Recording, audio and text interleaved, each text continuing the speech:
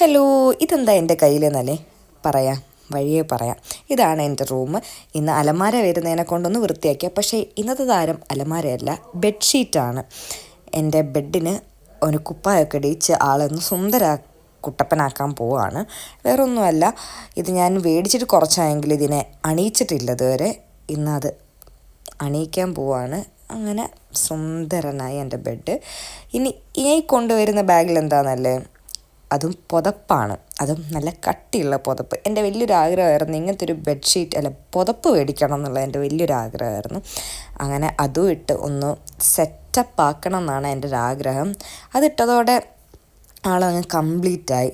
അങ്ങനെ ഇനി ഒന്നും കുറയ്ക്കേണ്ട, 2 തലേണയും കൂടി വെച്ച് അങ്ങ് ഉഷാറാക്കി. ഇനി അടുത്തതെന്ന് വെച്ചാൽ നമ്മളൊന്ന് കിടന്ന് ഇതൊക്കെ സെറ്റാണോ എന്ന് നോക്കാനുള്ള ഒരു ത്രില്ലാണ് ഞാൻ.